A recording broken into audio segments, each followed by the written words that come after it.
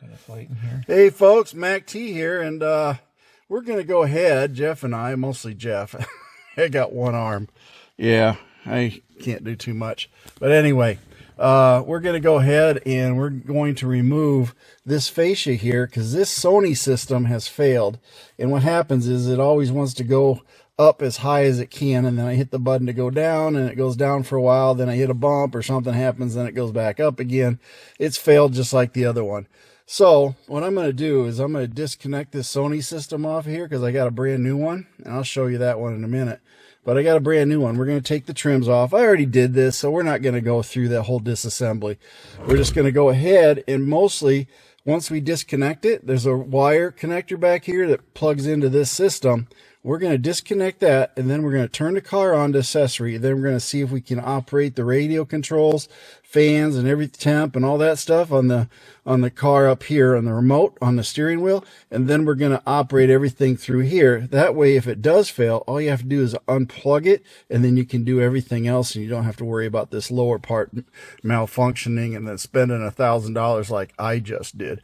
So let's go over the new one while Jeff gets busy on trying to figure out from old memory how to remove this thing.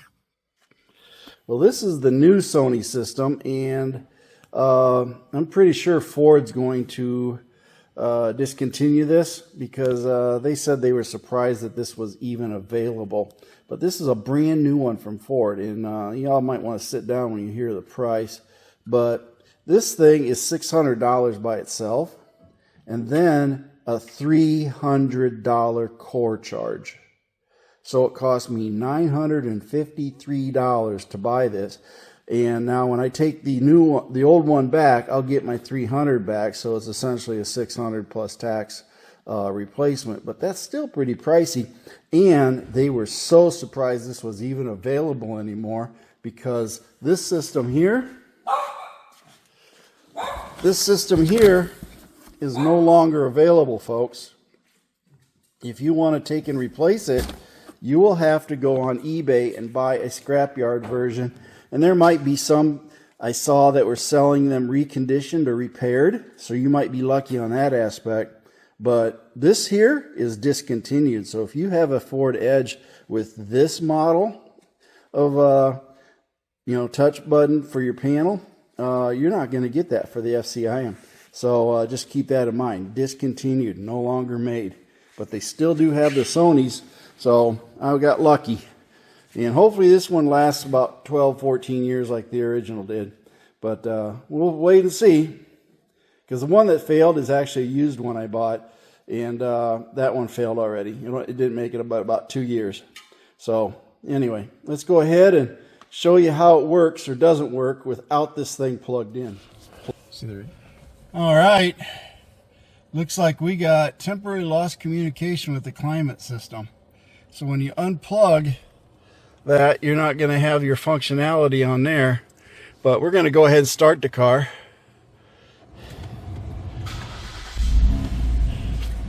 And driver's climate is off. So you don't have the option of the climate there. So we're going to go to the climate and